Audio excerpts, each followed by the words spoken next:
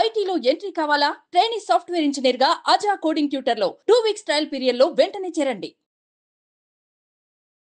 నమస్తే రమగారు. నమస్తే జయ. రమగారు, కార్తీక మాసంలో మనం కార్తీక మాసం అంతా ఉపవాసం చేస్తాము, దీపం పెడతాము ఖచ్చితంగా. దాంతోపాటు మా రమగారి పురాణం, కార్తీక పురాణం వింటాం. వీటన్నిటితో పాటు తులసమ్మకు కూడా చాలా ప్రాధాన్యత ఇస్తామండి. ప్రతిరోజు కూడా తులసి మాతని కొలుస్తూ ఉంటాం. దీనికి సంబంధించి కొన్ని సందేహాలు ఉన్నాయి రమగారు. తులసి మాతకి ఉదయం పూట తులసి మాత ముందు దీపం పెట్టాలా, తులసికి సాయంత్రం పెట్టాలా? మీరు ఒక్కొక్కటి చెప్తే నా ఒక్కొక్క సందేహాన్ని అడుగుతున్నాను. ఒక్కో ప్రశ్న షూట్ చేయి, నేను ఒక్కొక్క ఆన్సర్ చెప్తా. అంతే. తులసి చెట్టు దగ్గర 2 పూట్ల దీపం పెట్టుకోవచ్చు. తులసికి సన్నిధానంలో దీపం అని అట్లా దగ్గరగా పెట్టేసేయకూడదు. కొంతమంది కుదుట్లోనే పెట్టేస్తూ ఉంటారు. అవునవును. తులసి ఆ పని చేయకూడదు. వేడి తగిలేలాగా పెట్టకూడదు. చాలా సెన్సిటివ్ కదా. ఏజ్ మొక్క అయినా సెన్సిటివే. అవును. అందులో తులసి కుదుట్లో పెడితే ఎట్లా, యువతలు పెట్టుకోవాలి. తులసి దగ్గర కొంచెం శుభ్రం చేసుకోవటం. రోజు మీరు దీపం పెట్టదలుచుకుంటే తులసి దగ్గర కూడా నీళ్ళు చల్లి ఒక మాట తుడిచి పిండితోటో చాక్ పీస్తోటో మీకు చేత వచ్చిన అవకాశాన్ని బట్టి కదా ముగ్గు వేసుకోవటం.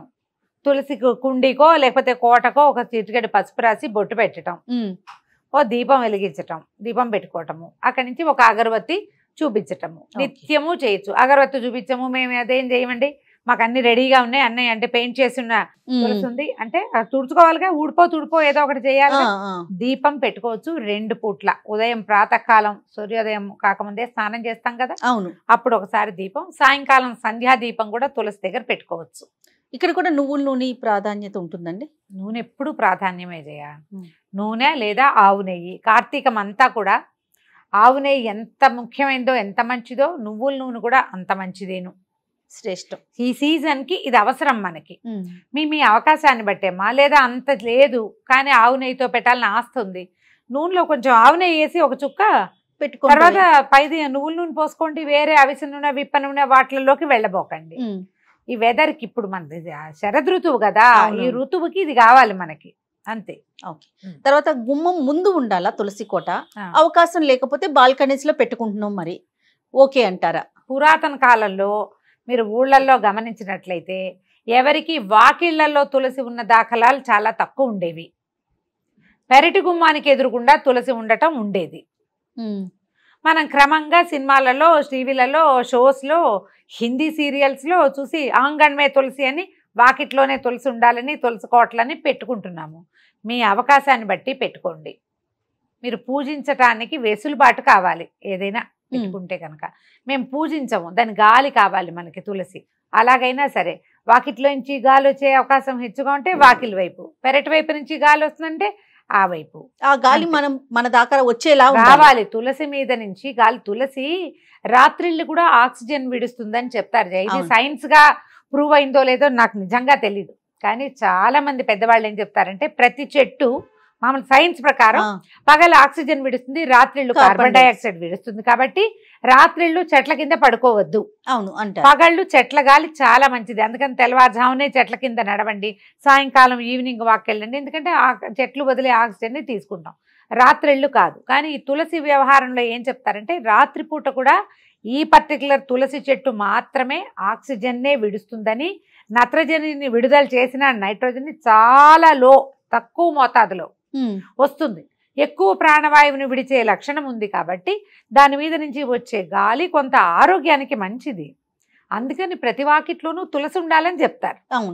నువ్వు పూజించకపో, నీ విధానం నీది, ఎలాగైనాను ఉండాలి అంతే లెక్క. మీకు ఎక్కడ వెసులుబాటుగా ఉంటే అక్కడ పెట్టుకోవచ్చమ్మా. ఇది ఖచ్చితంగా ఇక్కడే ఉండాలన్న నియమం అయితే నేను చదవలా ఎక్కడ. ఓకే. తర్వాత మనం తులసి చెట్టు ఆకులు కొన్ని సందర్భాల్లో తింటాం కదండి, పూజించటానికి వేరుగా, ఇలా మనము వాడుకోవటానికి వేరుగా పెట్టుకోవాలా తులసి మాత? పెట్టుకోవాలి, అది నియమం.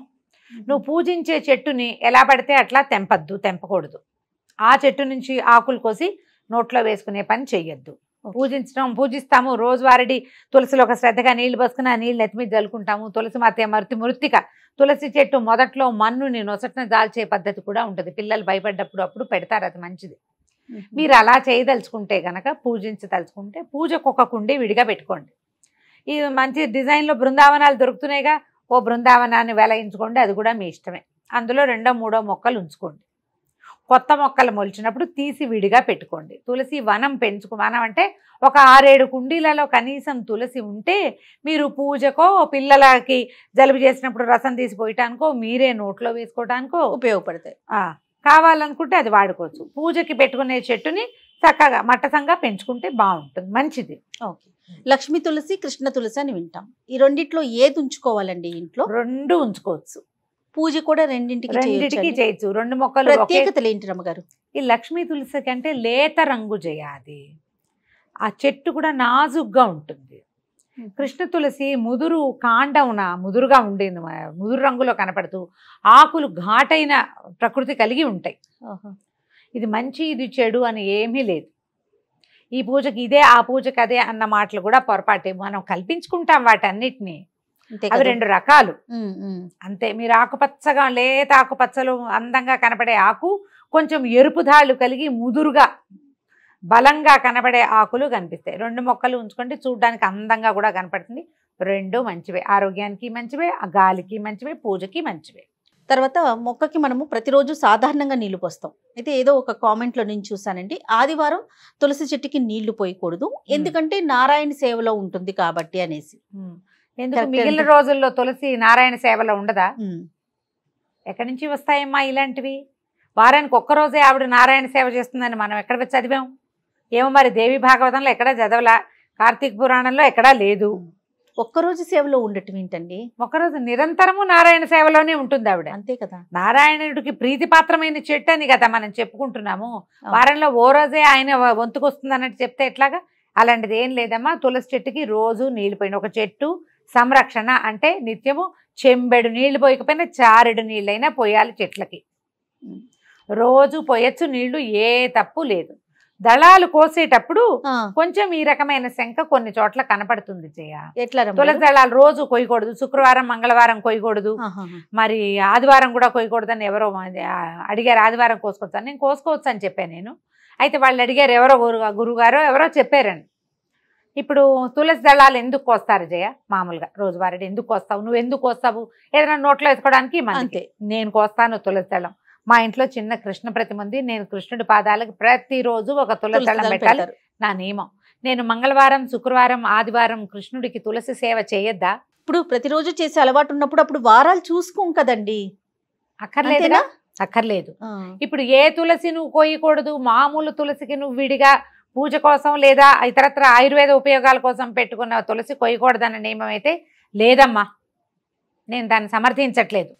ఇప్పుడు ఎందుకంటే మనం సేవ ఉంది. ఇప్పుడు నా దగ్గర కృష్ణుడు ఉన్నాడు, సాలగ్రామార్చన ఉన్న వాళ్ళు ఉంటారు. సాలగ్రామం అంటే నిత్యము తులసి అర్చన, పువ్వులక్కర్లా సాలగ్రామానికి. విష్ణు సేవ చేయడానికే కదా తులసి. తులసి రోజువారీ ఎవరికి వస్తారు? మామూలు వాళ్ళు ఎవ్వరు కోయరు. ఏ దేవుడికి తులసి పెట్టం మనం, జ్ఞాపకం చేసుకోండి.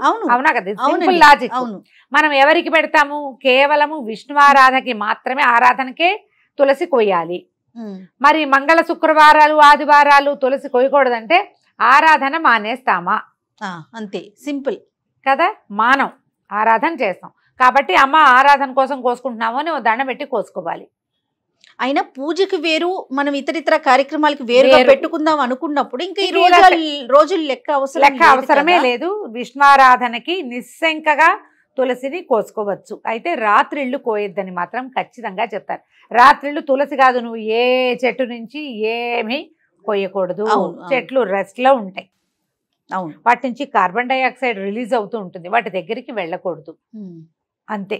తర్వాత ఆడవారు కొయ్యకూడదు, మగవారు మాత్రమే కొయ్యాలనే మాట కూడా విన్నాను రమ్మగారు, ఇది కరెక్టేనా? ఇది వరకు చెప్పేవాళ్ళు అట్లాగే మగవాళ్లే కొయ్యాలి తులసి, ఆడవాళ్ళు కొయ్యకూడదని. తిథుల్లో కూడా కొన్ని తిథులు ప్రత్యేకంగా కొయ్యకూడదని ఉండేవి. మరి ఆ రోజున విష్ణువారాధన ఏం చేసేవాళ్ళో మనకు తెలియదు. అదేలే, చెప్పేవాళ్ళు అట్లా. అమావాస్యలోను అక్కడ తులసి పడుకుంటుంది అని, ఆమె నిద్రించే కాలం అని కొయ్యకూడదని అనేవాళ్ళు. ఇప్పుడంతా తిథులు చూసుకుని ప్రవర్తించే వాళ్ళగా మనం చెప్పాల్సిన పని అయితే లేదు కదా. అవునా? ఇదివరకు మగవాళ్లే కొయ్యాలి, ఆడవాళ్ళు కొయ్యకూడదు అనేవాళ్ళు. ఇంట్లో మగవాళ్ళు ఎవరు, అలభ్యం వాళ్ళు ఎవరు లేరు, వాళ్ళు కొయ్యరు, ఈ పనులకి రారు. మన ఇంట్లో ఒక విష్ణు ప్రతిమో, ఓ వెంకటేశ్వర స్వామో, ఒక కృష్ణుడో, ఓ వెన్న కృష్ణుడో ఉన్నారు, వారికి ఒకటి సమర్పించాలని ఉంది. అప్పుడు ఏం చేస్తాం? ఓ నమస్కారం చేసుకుని అపరాధ శాస్త్రాన్ని క్రియంతే అహర్నిశమయ దాసోయమితి మామత్వ క్షమస్వ పరమేశ్వరి జనార్దన ఇది చెప్పుకుని కోసుకోవచ్చు. అపరాధం చెప్పుకుని కోసుకోవచ్చు. మనం అర్చనకి కోసేటప్పుడు అంత భావించక్కర్లేదేమోనని నేను అనుకుంటాను. మరి ఏదైనా సులభతరం చేసుకోమంటారు కదా రమ్మ ఇప్పుడు గారు? కాంప్లికేటెడ్గా చేసుకోవద్దు, ఆ, కాంప్లికేటెడ్గా చేసుకోవద్దు. నా వరకు నేను చెప్తున్న ప్రతిరోజు నేను మా ఇంట్లో ఒక వెనకృష్ణుడు, ఒక వేణుగోపాలుడు, ఒక సీతారామ లక్ష్మణ ఆంజనేయ స్వామి సన్నిధి ఒకటి, తర్వాత సాలగ్రామం ఉన్నారు 4 తులసి దళాలు ఎవ్రీడే కోస్తా జయ నేను. ఇంకక్కడ నేను పూజకి స్వామివారికి సమర్పణకే నేను ఒక్కసారి కూడా తులసి తుంచి నోట్లో వేసుకున్నది నా జీవితంలో లేదు, వేసుకోను నేను. అర్చన అయిపోతుంది కదా, రేపొద్దున నిర్మాల్యం ఉంటుందా, పచ్చగా నవనవలాడుతూ ఉంటాయి, నిర్మాల్యం కళ్ళకద్దుకు నోట్లో వేసుకుంటా. ఇప్పుడు నేను చేసేదే కదా చెప్తున్నా, అంతేగా, నాకేం భయంగా లేదు. దండం పెట్టుకుని అర్చనకి కోసుకుంటున్నాము. వస్తేవ సుతం దేవని చెప్తూ కృష్ణుడికి సమర్పిస్తారు, ఆపదామ భారతారని చెప్తూ రాముడికి సమర్పిస్తారు. అంతే 4 దళాలు కోస్తాను, ఎవ్రీడే కోస్తాను నేను. మనకు అవకాశం ఇవ్వమ్మా, మనకి ఇంట్లో వాళ్ళు లేరు, వాళ్ళు చెయ్యరు, వాళ్ళు వెళ్ళిపోతారు, మనమే ఉంటాము. ఇప్పుడు సిద్ధాంతం ఒకటి ఉన్నది, పాత రోజుల్లో అలా చేసేవాళ్ళు. కానీ ఇప్పుడు అది సాగటం లేదు, కుదరాలి కదా. ఇప్పుడు మానేసే బదులు అపరాధం ఏదో చెప్పుకుని చేసుకోవచ్చు కదా. అంతేగా చేయొచ్చుగా. నాకు పూజించే తులసి అలా ప్రత్యేకంగా లేదు. ఆహా, అంతా ఒకటే ఉంది. ఒక చెట్టుని ముట్టుకోను అసలు, అది ఉంచుకుంటాను. ఇప్పుడు ఈ కార్తీక మాసంలోనే నేను తులసి దగ్గర దీపం పెట్టుకుంటా. రోజువారీ తులసిలో పెట్టిన మొత్తం అన్ని తులసి చెట్లకి నీళ్ళు పోసేస్తాం ఒకటేసారి.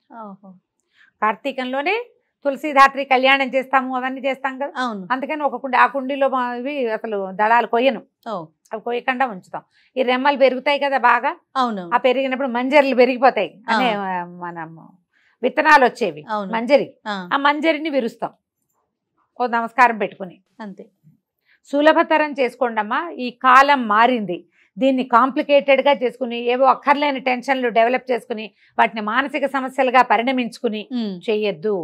రైట్. అంతే. ఓకే రమ్మ గారు, నమస్తే. నమస్తే జయ.